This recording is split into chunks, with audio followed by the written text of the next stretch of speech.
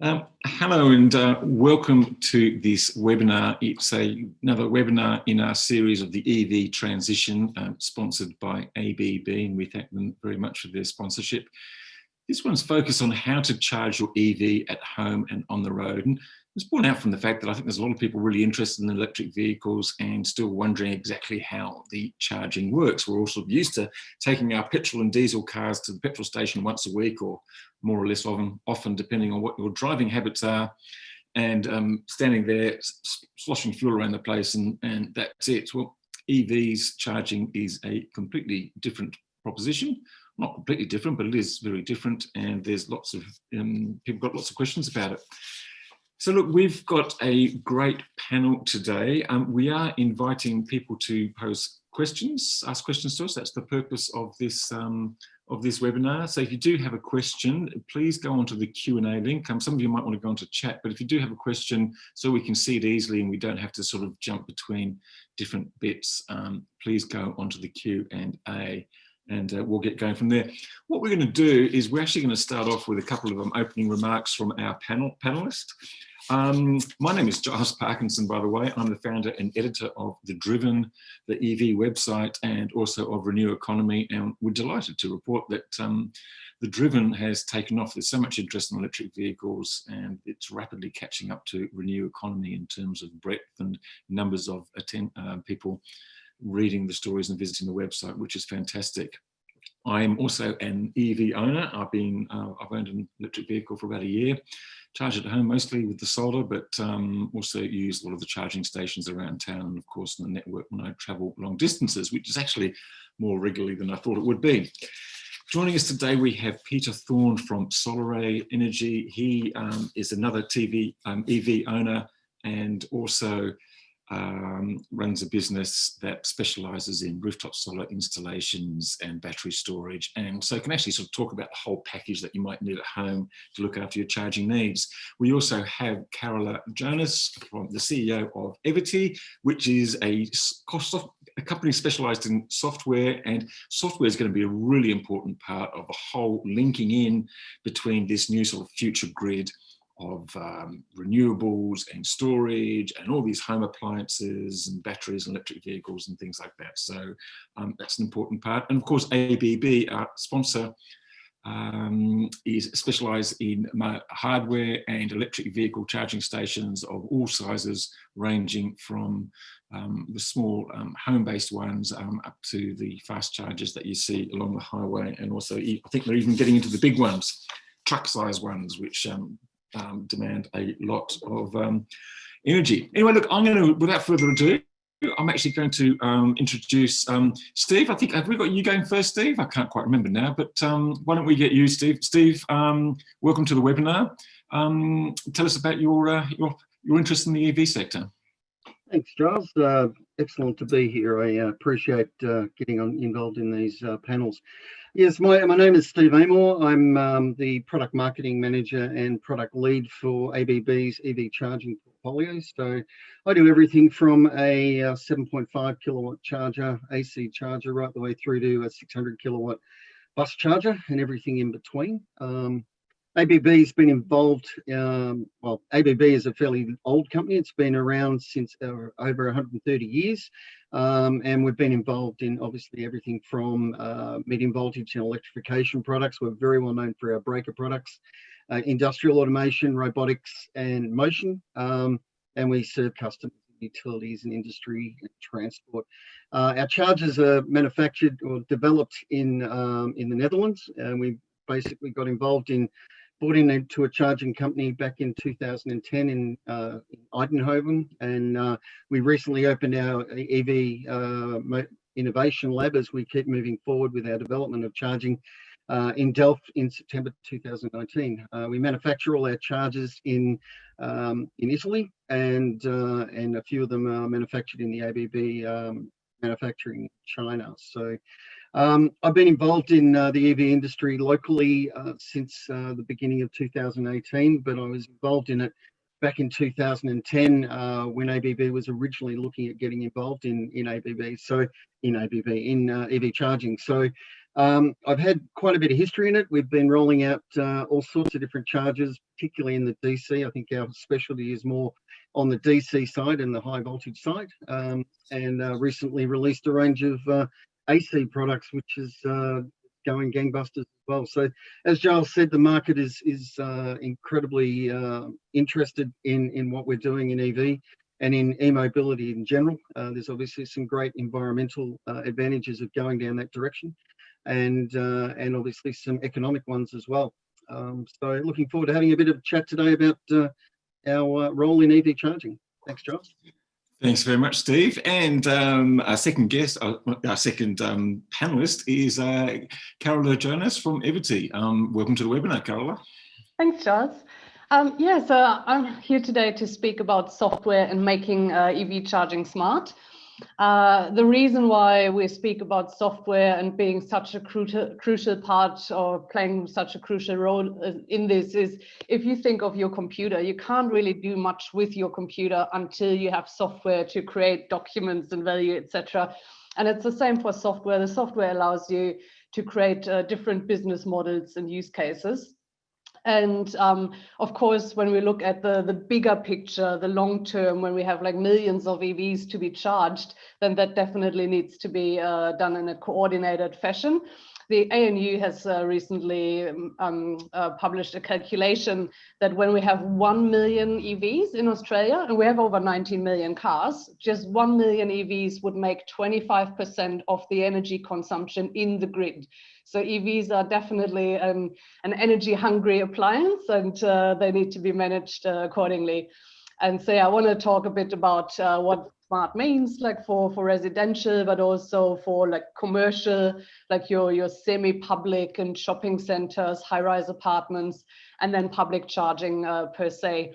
I guess you just mentioned before, we're not going any longer to petrol stations, but we do expect that we can charge an EV everywhere where we park. And that is so decentralized and so fragmented. I'm happy to talk more about the different solutions for different sectors. Thanks. Yeah, look, it's an interesting question about where we are going to put the chargers and how many we're going to need in public spaces. So I look forward to having that conversation later on. Our final panelist is Peter Thorne from SolarAy. Peter, once again, thanks for joining us. Thanks, Giles. Much appreciated. Looking forward to today's webinar, and it's lots to talk about, and hopefully we can help people understand a bit more about EV charging. So my name is Pete Thorne. I'm from SolarAy Energy. Wanted to speak to you on two different areas today. Firstly, as an EV owner, I'm 3 years into my journey with my EV, and I'm also, of course, known as a bit of a techno geek, so I get very excited about a lot of this stuff. Secondly, I also own and operate a smart solar power and storage integration business. We're known as SolarAy Energy, and some of you will know about us out there. We operate out of Sydney. We deal with a lot of EV owners, and importantly, a lot of prospective EV owners coming along. And a lot of these people want to understand how they can charge their car off renewable energy and importantly power their homes. So it's a big topic, and we can see by the amount of people we have on the call today that it's a big one, and looking forward to sharing lots of information. But as an EV owner, I'm very passionate about the technology, and really I'm personally quite appalled at some people's approach to ICE car or internal combustion engine vehicles these days. There's an evolution happening today, and it's moving faster and faster to EVs right across our transport industry. It's not just cars, moving all the way through there. So it's a good and important topic. And I really do believe there's no reason for anybody today not to be transitioning to an EV. So in my business, any car that comes up end of lease or simply just needs to be replaced, they're going to be replaced with an EV. Recently, my business partner, his car came up to end of lease. It was a really simple decision because he wanted to run the numbers, but once he ran the numbers, he could see that moving away from his diesel BMW, we put him in a Tesla Model S. He's very excited and absolutely loves the vehicle, and we're charging it for next to nothing. Happy to go through some of those numbers with you today. Rest of the company vehicles, I've got another one comes up in January. We've already put the order in for another car to replace it with an EV, and I'm really holding out for when utes become available because we've got quite a few of those utility vehicles we need in the business, and as soon as we can get EVs, they'll all be replaced as well. But back to my car now. I'm 3 years into the vehicle. It'll run out of lease, come end of lease at the end of next year. I've driven over 160,000 kilometres in this car now. Over the 3 years, my daily commute to the office is 130 kilometres each way. I do it at least 4 to 5 days a week. So the kilometres really do add up. But over the last 3 years, I think I've paid less than $100 in charging fees. Okay, I'm really happy to talk to everyone today about how we achieve that. We used to, we could cross borders. We used to drive to Melbourne and Brisbane quite often. That would have been the only time we would use high-speed charging networks. The rest of my charging is done at home or at the office. Just quickly, I've got a 12 kilowatt solar power system at home and some storage. It generates more than enough power to run the house during the day, charge the battery to keep the house going overnight. We export a lot of power, so that's how I charge my car overnight at home. So ask me about that if you want some more information. Then in the office, we've got a 30 kilowatt system on the roof, runs both vehicles. We generate more than enough power to run the business and run the cars, charge them at work. So it's all about smart solar power and storage. And please feel free to ask me any questions today that you want on that, or contact me later. It's an exciting time. We're going to talk a lot today about how you charge and what you can do with software. It really is all about the technology today and what's coming, and this industry is evolving daily. All right, so thanks, Giles. Let's get on with it. Well, thank you very much. Look, and lots of really important points there. And I think you're right in sort of suggesting that there's a lot of people out there with a real interest in getting EVs. I hear quite often that people will say, well, my next car is going to be an electric vehicle. And they're probably just waiting for the price to hit the right spot, the actual shape of them, the size of the car to hit the right spot. And unfortunately, in Australia at the moment, we don't have quite enough choice. And they're probably also, it's interesting that you're actually sort of transferring your fleets as they're running out of their leases and doing that. And I think that's probably going to be the big market that's going to come up. I just noticed one comment there that about weekly charging. I did mention weekly charging because that's currently what people with petrol cars do. I agree with your sentiment. I do charge most days or every second day, and absolutely, it's a different thing. You top up, but it's interesting. Some people actually have a different view. I know some EV owners who just sort of go in and do that maybe once a week or once every so often and just sort of go from low to high. Anyway, there's a couple of questions. Carol, I might just start with you here. You're a board member of the Electric Vehicle Council. The big news, I guess, of the past week has been these road user taxes before we get into charging. And just very briefly, they seem to be a bit of a disincentive. A lot of criticism about it. Seems to be quite political.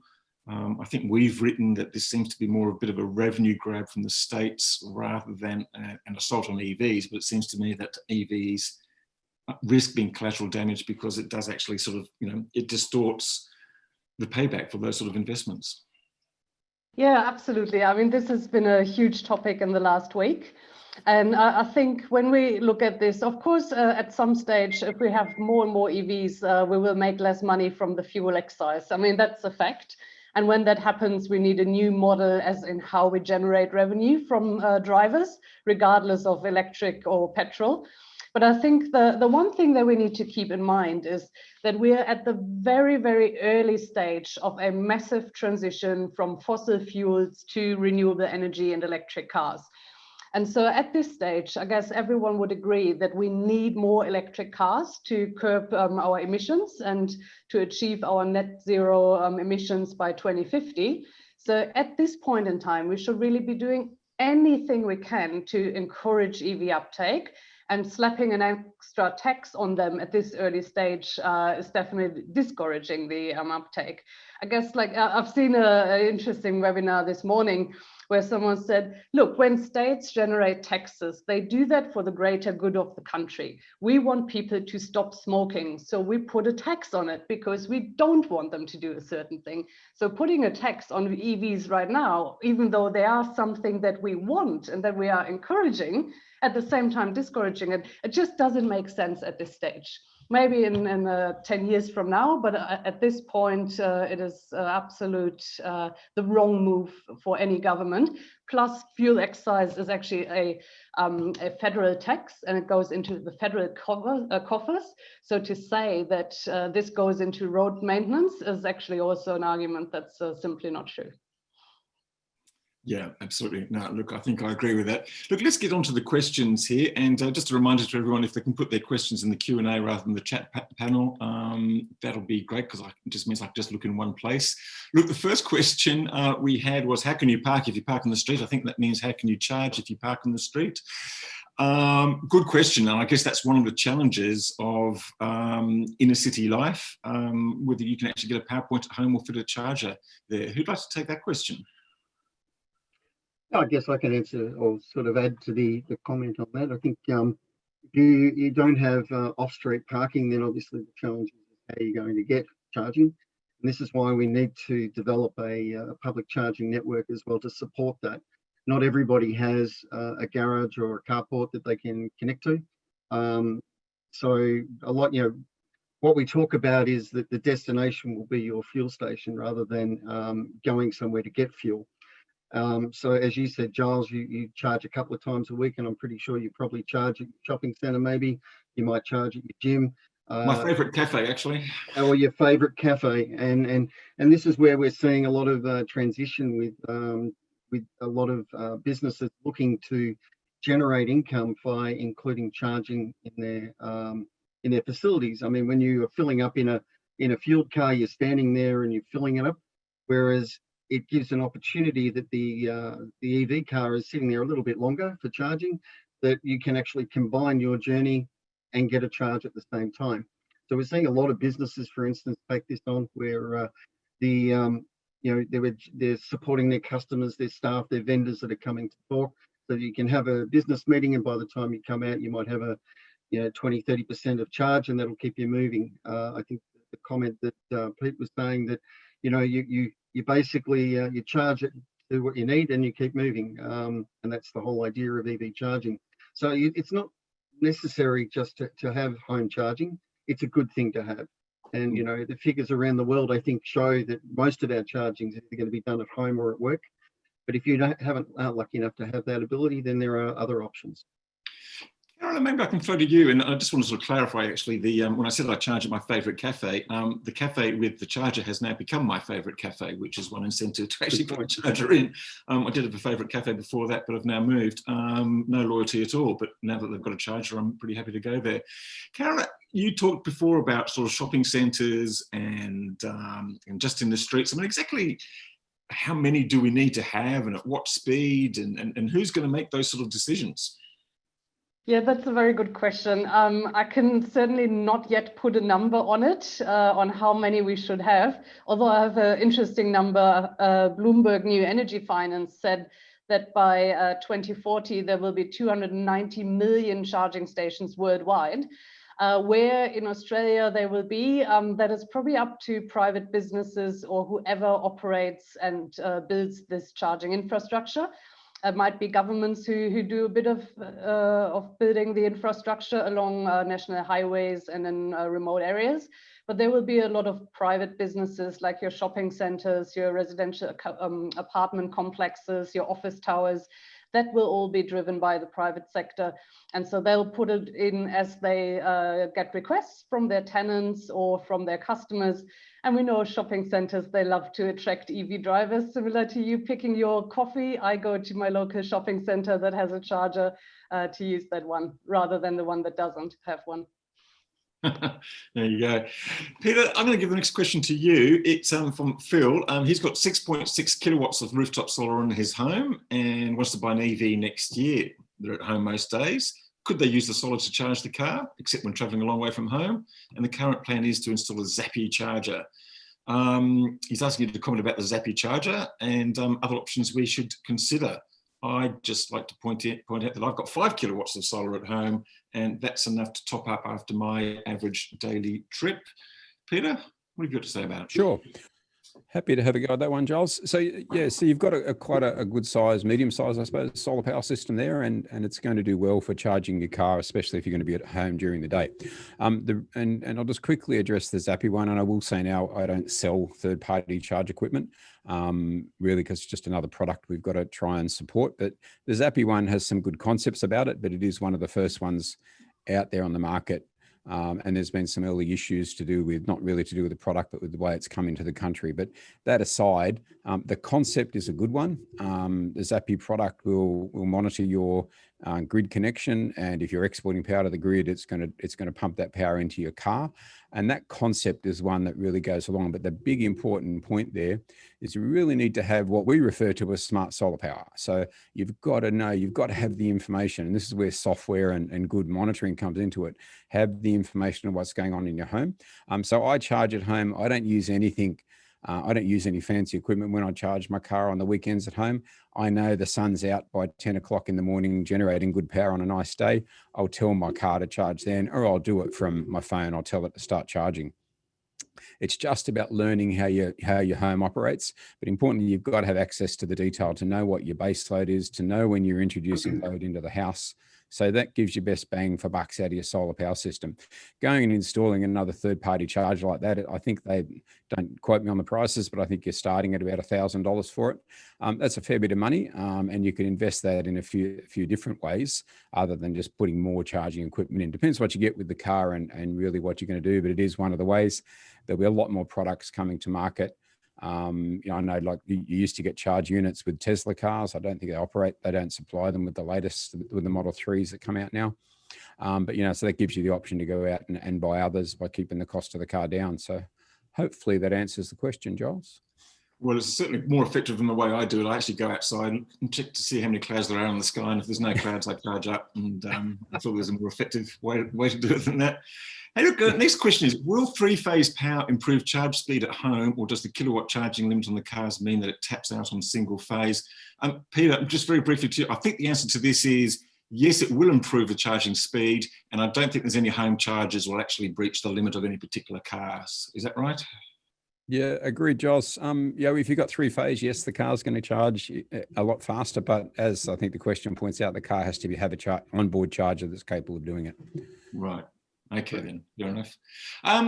Steve, you're in the sort of, and represent a big company, presumably talking with governments about their charging plans. We do have one question here about where the state government will prioritise new charging locations from the 25 million allocated, and he talks about Moe, and east of Moe, it's no good, no charges until Narooma. I guess he's talking about Victoria. I don't know whether you've got any specialist knowledge of Victoria. I don't know whether any of us do, but just in general, what are the state governments talking to you about, or what do you glean from your discussions with them? I think we're actually talking to the state governments around the country, to be honest, about where things are going, because a lot of the charging is being put in with the Australian Automotive Group, the RA groups, where ChargeFox and so forth put theirs in.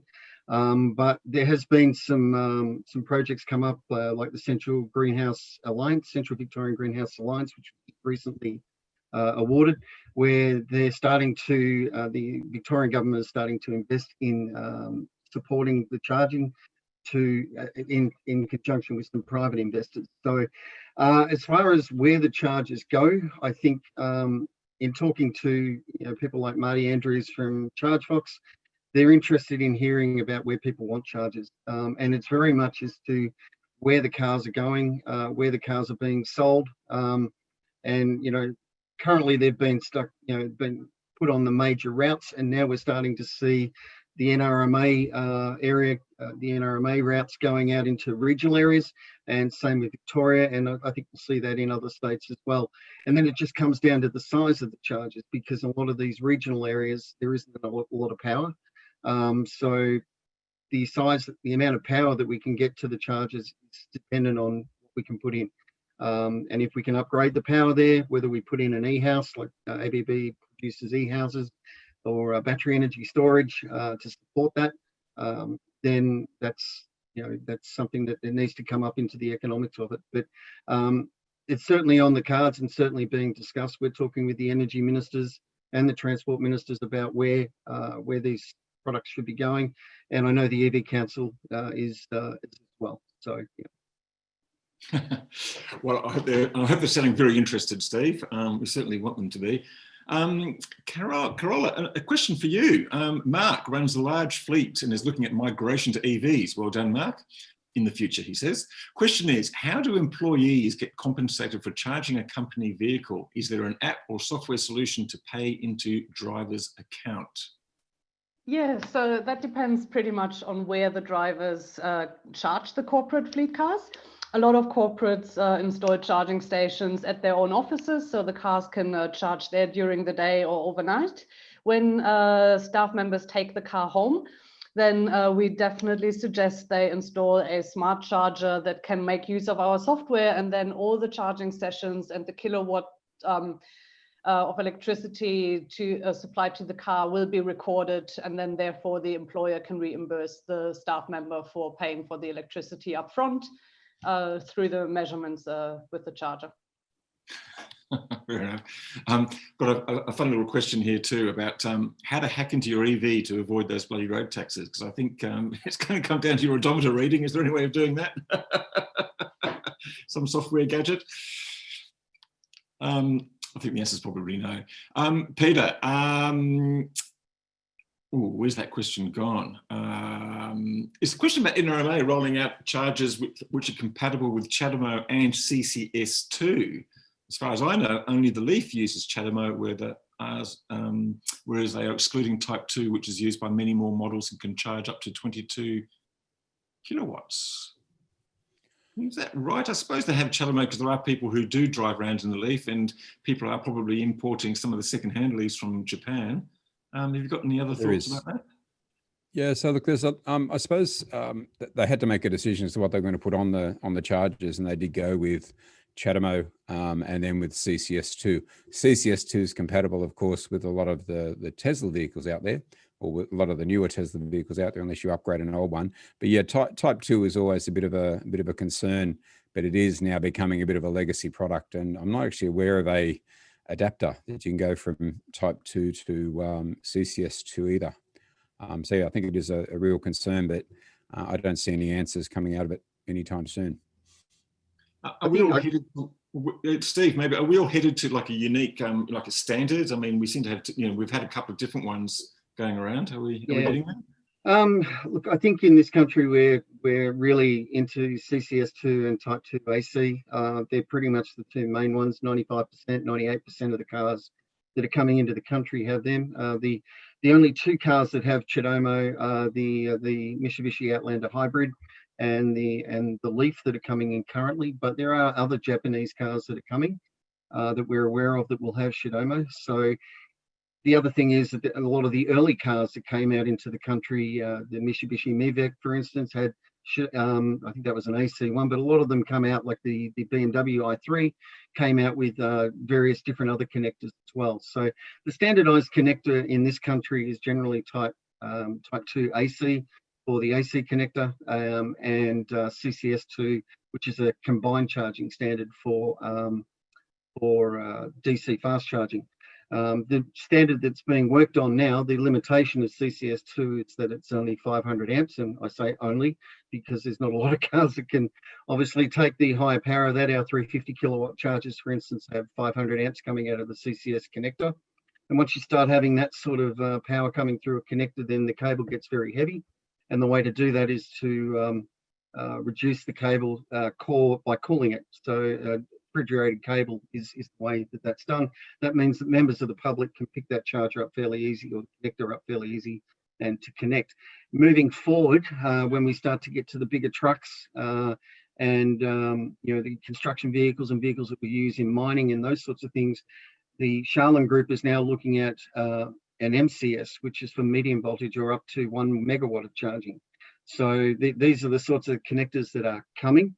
But the standard for those that are listening, generally people that are listening, CCS and CHAdeMO are the two that we use in this country. We don't use any other, and the bulk of those are CCS2.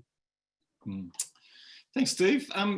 Carola, we've got another question about EVs as storage. It's discussed a lot a few years ago. Doesn't seem to be on any cars bar the Leaf that can do that. Why is that, and will that change in the next year or two?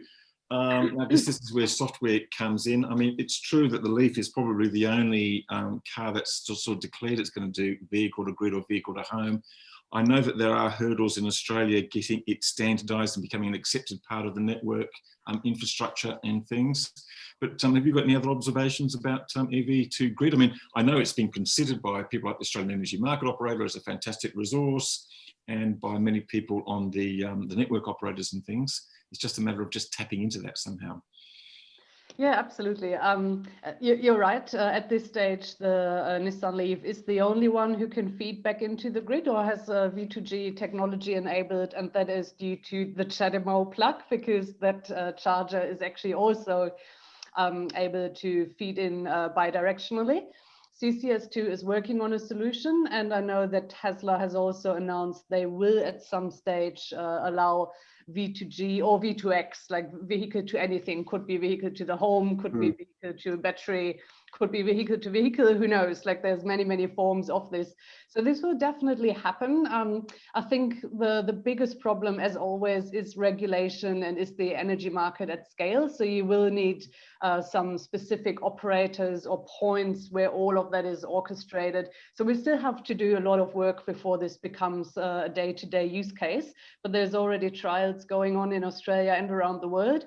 And so, yeah, if we give it a few more years, then I'm sure we get there. Good. Peter, a couple of questions here. We've got one from a renter and another one who lives in a block of flats. They both want to know what their charging options are if they get an electric vehicle. I suppose with a renter, the question here specifically, how can I charge my vehicle at home without changing the electrical wiring in the house, as I don't own the property? Is this possible? Don't think you need to change the wiring.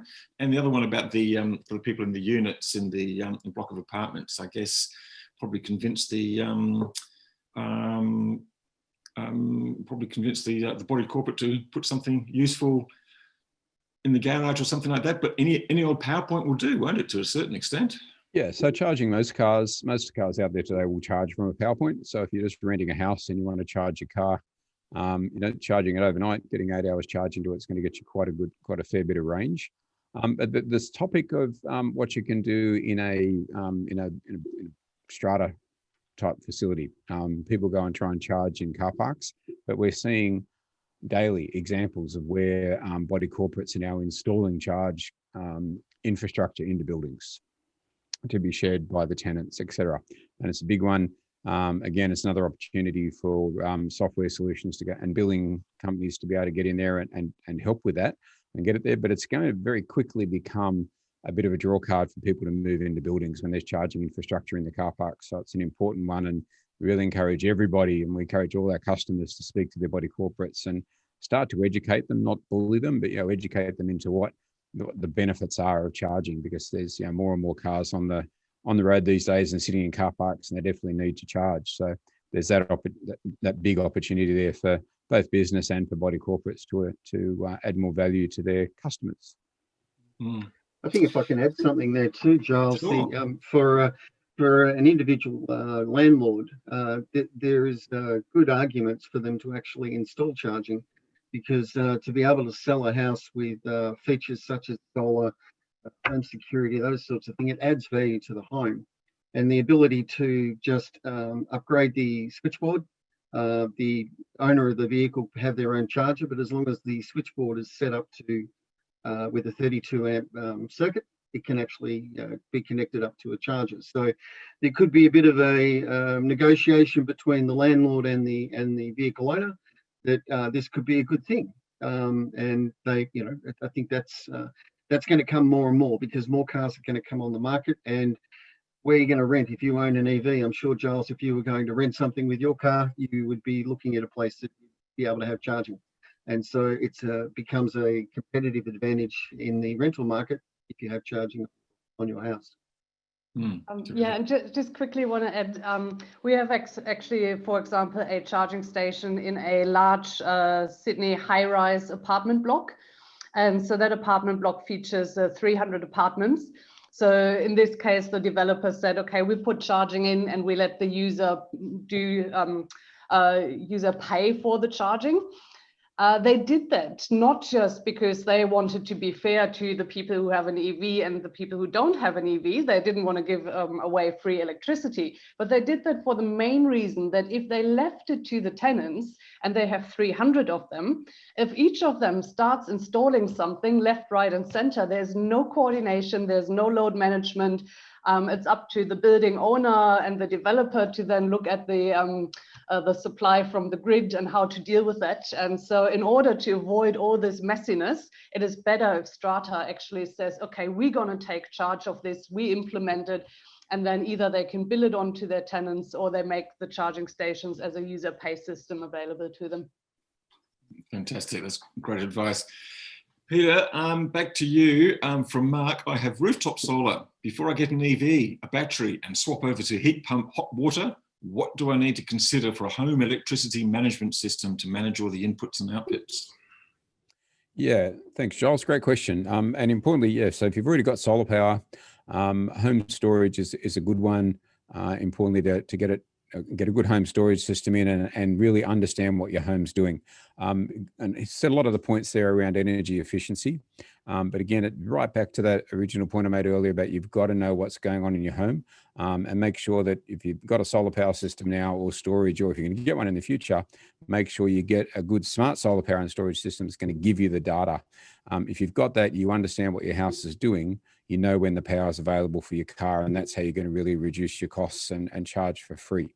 But it's really important to have that smart equipment available and get the monitoring there so you can see it in front of you and work on actual fact, not guesswork on what's going on. You can look at it, look at the graphs, and understand what's going on in your home. Steve, one for you. This is a few questions here about sort of public charging stations and sort of, I think, fast chargers and ultra fast chargers and things like that. A couple of questions. One is about the price, and there's been a bit of commentary recently where the Tesla superchargers jumped from 42 cents a kilowatt hour to 52 cents a kilowatt hour. Some of the other ultra fast chargers are around about that same sort of thing. You guys sort of make these ones. I don't know how many you've got in Australia, but is it reasonable to expect that super fast charging is going to be any cheaper? And people have observed that some of your competitors, and this might be a free kick for you, have been having a few problems with the reliability of their chargers. What's the issue there? Are you just better than the rest, or is it actually complicated? Okay. 2 points. So with regard to the actual charging and billing of the chargers, one of the misconceptions is that if you get on a 350 kilowatt charger with your Nissan Leaf, you're going to be charging at a super fast speed compared to a 50 kilowatt charger. That's not always the case. A 350 kilowatt charger, for instance, will work really well on a Porsche Taycan, which will hold that level of charge longer and be able to put more charge in it quicker. Whereas a car that's got a 50 kilowatt battery in it, it will take that a lot slower. So as far as the perception that fast charging, if there's a difference between the slower chargers and the faster chargers, it's very much on the vehicle, the actual way it's going. As far as the billing, ABB doesn't really get involved in the billing side of the chargers, because that's normally done by the operators of the chargers. So I can't really comment on the actual billing dollars that you're being charged. As far as reliability, one of the things with EV and the take up of EV is having a reliable infrastructure. It's vitally important, and we run the risk of having negativity in the marketplace, more negativity in the marketplace if we don't have that. So ABB's chargers, we have ours are fully connected by 4G and Ethernet, and we have 24/7 remote monitoring on all the ones that we've installed. So we basically talk about 99% uptime, and 75% of any failures can be diagnosed and even repaired in some cases remotely. They're designed to be remotely connected. As far as chargers being offline, there can be a number of different reasons for that. Whether it be a technical fault, but it comes down to servicing. And so we have a good service agreement with all our chargers that we recommend that they have a 12-monthly check so that we don't have insects and things growing inside the bodies if they get in there. Dust is cleared out of the vents, and various things are checked and serviced, and that is of vital importance for operators when looking to install charging. And as I say, I can't stress it enough that it's important that these chargers are running all the time. You can imagine on a bus fleet, for instance, if the chargers go down, that's hundreds of people, thousands of people that are inconvenienced because we can't recharge a bus. So yeah, it's really important that we keep good spare parts and a good service regime on the chargers. Mm. Carola, Derek asked about this sort of the challenge of marrying EV charging with solar output for obviously good reasons. We've got this massive amount of solar being produced in Australia now. We're looking for things to soak up that, create solar sponges. How do we encourage, well, the question is, how do we, councils, I guess Derek works with the council, encourage the daytime charging in place of work and commuter parking and distributed PV?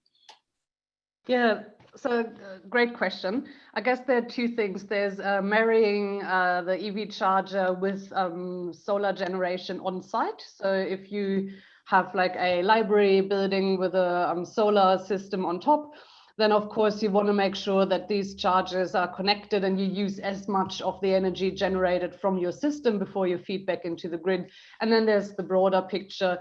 If your chargers are just normally wired into the normal electricity supply of the building and into the grid, how do you then encourage daytime usage when solar generates and we have that duck curve? So for that, you can look at pricing mechanisms. You could make it free at certain times. There's various opportunities, but in the end, it all depends on how the EV drivers use their cars. Most people still charge overnight because they're out and about, or they drive around because they're working in professions where they're on the road. So we really need to look at the micro and the macro level of what does the mass of EV drivers do and what is maybe a particular circumstance in a company or a home. Okay. Peter, Annie asks, how can we find out if a fast charging station is mostly using solar or green energy? I guess it depends on the philosophy of the people who've installed the network. It is going to come down to who's running that network. Importantly, yeah. So, but it is an ideal most of them will go after. But really importantly, from the public's perspective, you need to apply that pressure to them to make sure they understand that's what you're looking for. Most EV drivers are like it. Most ICE car drivers love to point that out when they see a diesel generator running somewhere. But yeah, it is important, and that's a bit of lobbying on the people that are running those networks. Fair enough. And look, a related question, Pete. How long will free fast charging last? I guess you as a Model S driver, the answer is probably forever.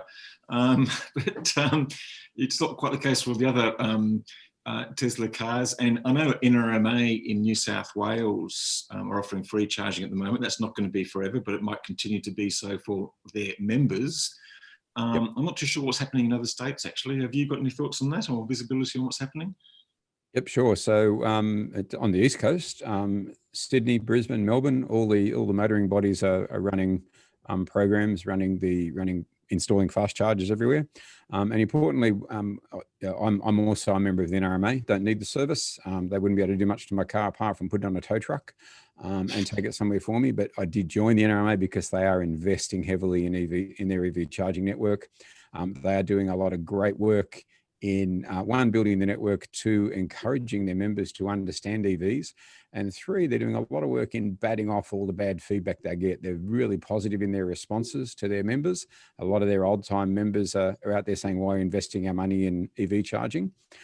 So really encouraging them to keep that moving. And importantly, and it's been a big win in Queensland, what was it called up there? The electric superhighway? That's it. We ran all the way up the north coast. I think that started somewhere down near you, Giles.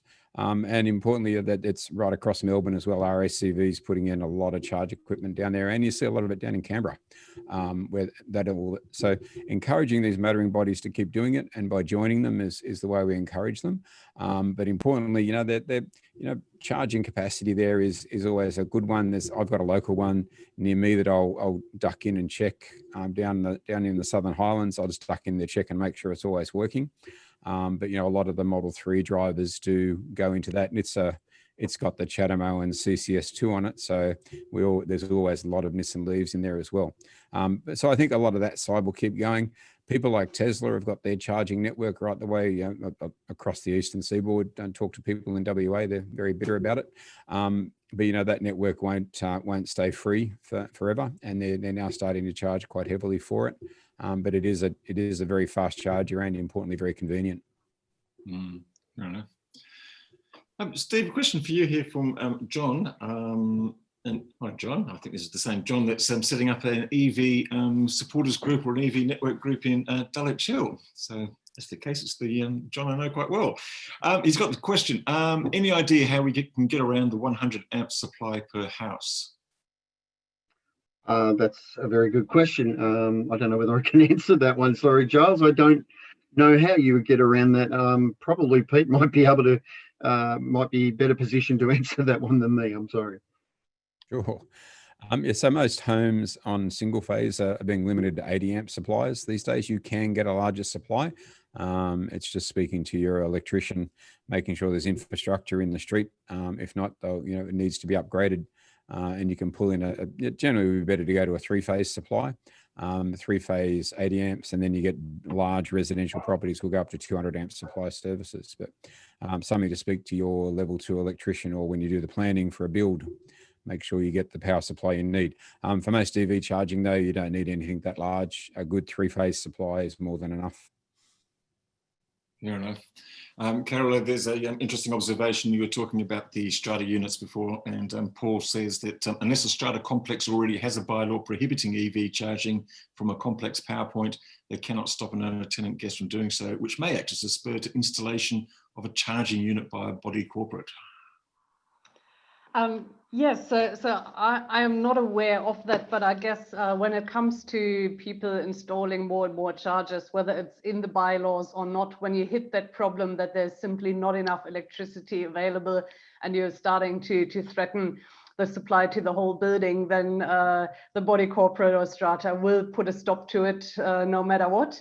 So I think, yes, people can surely install their own device right now, and then it's the problem for the people who come after them. But whether that's the right approach or whether we just find a better way on in managing energy for strata buildings, I would advocate for the second. Okay, fair enough. And someone does sort of say, is there a guidance document for body corporates as to how to do this?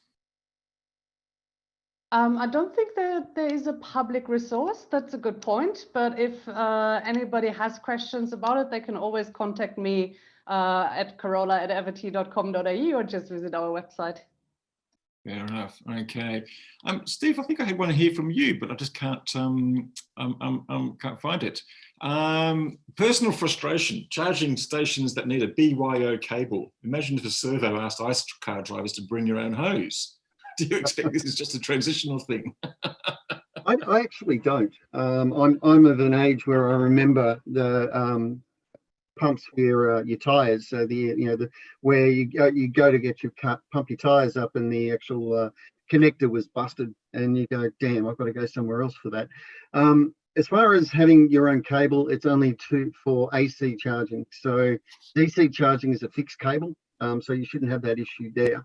But I am an advocate for public spaces for people having a socket version rather than a fixed cable. And the reason for that is, one, obviously that the infrastructure can get damaged, and two, that we're not always sure as to where the receptacle in the car is. You look at something like an e-tron, and it can be right up in the A-pillar. You look at a Hyundai, it's in the grill, and in others it's in the quarters. What that means is that you may have the inconvenience that when you pull up to that charger, the cable may not fit. So being able to have a selection of cables, and I'm sure the EV drivers on this panel here probably carry a couple of cables in their car, and it's simply for that reason. You've got your own reliable connector that you know has not been damaged, that hasn't been mucked around with, and it will work. So it may be a bit of an inconvenience to have your own cable, but I would always encourage people to have some cables with them for that very reason, because if we've got a fixed cable with someone that's damaged it or willfully damaged the connector, it's no good to anybody, and then we have to go and change that out. So yeah, I'm an advocate actually for sockets on AC chargers for public areas. Yes, Yeah. Steve, I'd agree with that. As an EV driver, I carry all the cables in my car, so I can plug into any power point, including a 3-phase power point, or I've got Type 2 cables. You get those little charge units that people put in shopping centres these days. It's just BYO cable, and it's easy to just have the cables with you. Yeah, you've got to know which ones to have. There's adapter cables that you can use as well. It's just about setting up the car properly, and yeah, it makes a lot of convenience.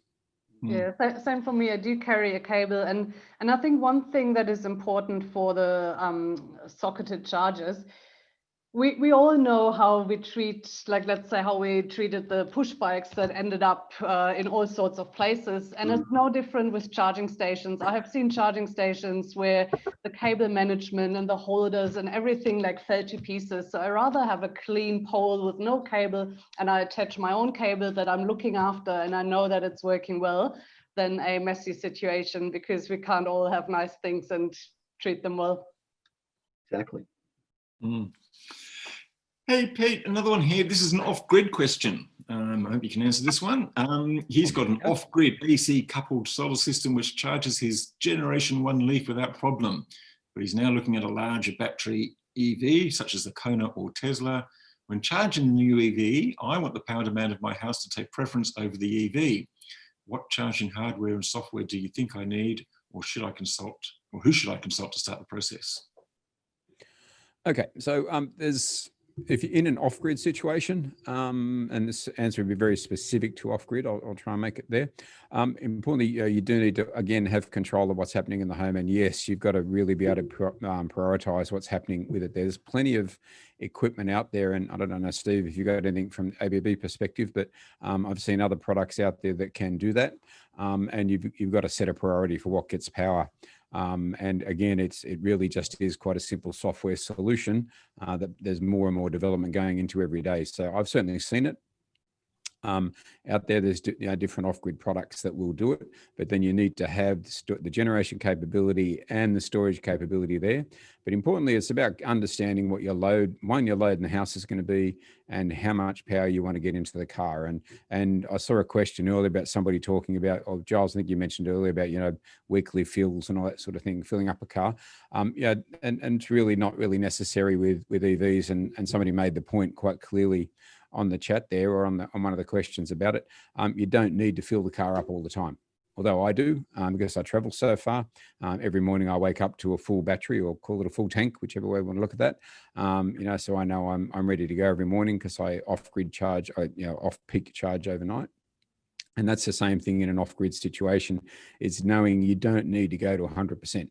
So the battery in the car only may need to go to 50% if that's what your requirements are. So a bit of research into it, and it'll work.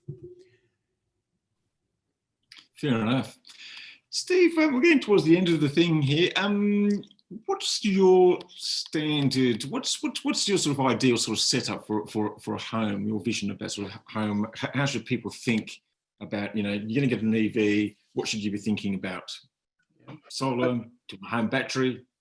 All the above, Giles. I think really, and the example that Pete's given, where you've got a solar system, and I think you said yourself, you've also got that with a smaller connected charger. What I would suggest to people is that they consider nothing more than an 11 kilowatt charger, because most of the cars out there, AC charging is limited by the size of the converter on the vehicle.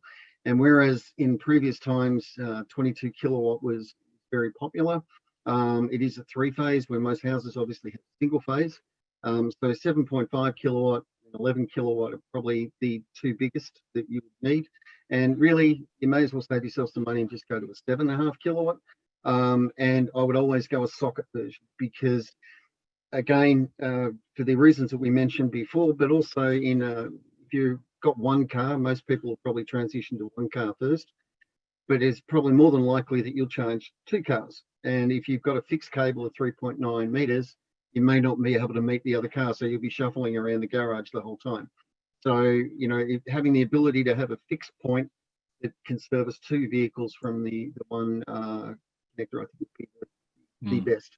And I would also advocate what Pete was talking about before, having something that has Bluetooth or internet capability that you can actually operate it from your phone or set a timer for it, so that you can actually have the ability to charge off peak and remotely do it. So when you get out of your car, it becomes a normal thing to plug the vehicle in, go inside the house, and then when you're ready, you can either set a timer within the charger, like with ours, or you can actually operate it through your phone to make sure that you're getting your charge overnight. So in the morning, you're up and you're ready, and you've got a full tank of fuel.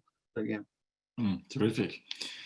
What about you, Carola? Do you have any sort of views on that and about the perfect setup, or do you? Yeah, absolutely. I mean, as Steve said, being able to start and stop a charge from your couch is obviously quite convenient, but also looking at potentially third-party integrations, as Pete would be working on.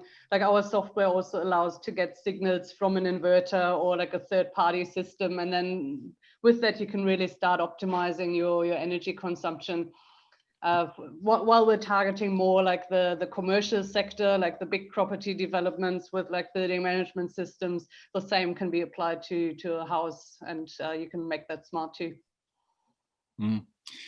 Just maybe a couple of final questions. Pete, there's a couple of bit of discussion going on about any evidence that limiting battery charge protects the battery over time in an EV. And somebody else makes the observation, which I think is quite true, that you shouldn't charge above 85% unless on a long trip. I've actually heard that it might be 80%. So when you say that you've got a full tank, what are you charging up to? Is that a bad habit to get into? And is there also such a thing as supercharging too much? So yeah, and yeah, good question. I hear a lot of that discussion around many of the different forums. Personally, from my vehicle, I charged 90%. Okay, my regular charge will be to 90%. If it's been a cloudy day the day before, I'll pull the charge rate down to 60% and then work out what I am when I get to work that day. I'm not really aware of any real issues of high powered charging too much causing much problems to batteries. We're not talking about dumb car batteries or that, and all the battery systems in cars these days are backed by what's called a BMS, which is a battery management system. They will all manage themselves, and they will deal with the issues of any overcharging that's happened, etc. And they will cycle themselves to manage that. And so, yeah, and there's a lot of power running through these batteries, so they've got to have a lot of credibility in them to make sure that they've got the capability to charge and discharge and manage themselves to keep that rate of charge up there. Again, it's just understanding what the thing's doing and getting there. So yeah, I would never charge the battery to 100% unless I really needed to. I think I've must have done it twice in the last 12 months. And that's just me being still struggling 3 years later with a bit of range anxiety, which I think a lot of people still struggle with when you're trying to get there. But really, it's just not necessary. It's trust the technology to do its job. And it's going to get you there. Hopefully that answers the question, Giles. Yeah. Yep, and just look, as an associated one, people are talking about 80% and why should you only charge to 80%? Well, part of it is actually to convenience, because the charging, and Steve, you might sort of shed some light on this. I understand that with the battery management system, that after 80%, where it's quite visible actually when you go to any charges, that it actually slows down quite significantly. Absolutely, it does. Yeah, the charging will generally about the first 60% is the fastest time, 50%, and then it has a drop off as it tries to get more charge into the vehicle. So generally, the BMS will protect the batteries, and that's why a lot of most of the manufacturers have a 10-year guarantee on their batteries, and so it will limit overcharging and undercharging of the batteries. So yeah, so it's very much protected, and yeah, I totally agree with what Pete was saying. Fair enough. Just one final question, Pete. Lifetime of the battery? Really, I think it's too early days to come up with that one. How does anybody answer that question? One of the biggest reasons I bought my car was because it came with an 8-year unlimited kilometre warranty on the battery and the drivetrain. Okay. But I'm sure with that, and don't forget, all these cars are very smart and online. And I know people like Tesla do tell you, don't go overcharging your car. And importantly, I think on the Teslas, I've had someone tell me once that if you try and charge it 100% too many times, or twice in a row, or 3 times, it's going to come up on the screen and tell you. And so you shouldn't be charging so high all the time. So reduce your charge rate. So, 80% I think is a good answer, but, we're hoping batteries are going to last, on the Powerwall side of our business using home batteries. We're up to that. And I think our oldest one now is over 3 years old and running still at similar capacity. And I'm sure, as Steve hinted to before, a lot of these batteries do protect themselves. And when the manufacturers say it's a 13.5 kilowatt hour battery, I'm sure there's a bit of a ceiling in there, which they get to control the battery with as well. They're not going to let you go too high or too low on the charge capacities, and they'll have the ability there to adjust them. And Carol, maybe just a final comment from you. I mean, how smart is the software going to be in the as we go forward? I mean, we've alluded to all the controls sitting on your couch, controlling the charging of your car. We're going to be talking about the chargers back into the grid and shopping centres and all different things. I mean, is it just going to get too hard or too complex, or is it going to get to be really, really easy? Well, the goal, of course, is to make it really, really easy, and to a point where we probably don't need to interact with the software anymore. It does it all by itself.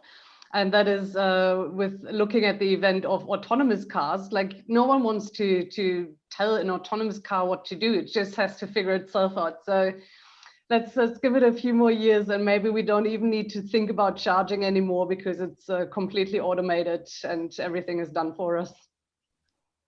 Very good. Okay, look, I'd just like to, we have to wrap up there. We've just gone over the hour. Thank you very much for everyone joining this webinar. Thank you for all the questions, like lots and lots of questions, absolutely fantastic. I think we've done a pretty good job on answering most of them, or a lot of them. So thank you very much to the panelists, Carol Jonas from Everty, Stephen Moore from ABB, and Peter Thorne from SolarArray Energy. Thanks to everyone who's taken part in this webinar. We'll be putting up a recording of it later on, so you can find it at on the website on The Driven. Please do keep on reading The Driven and Renew Economy, and we'll have some more webinars in the new year. And please do send us an email or a message somehow to let you know what you thought and what we should be talking about next time. And apologies to Dublin John, I got him confused with Kerry John. And I think with that, that's all a bit of a wrap. Thank you very much for joining us today, and see you next time. Thanks, Joel. Thanks, everyone. Bye-bye. Thank you. Bye-bye, everybody. Thanks for attending.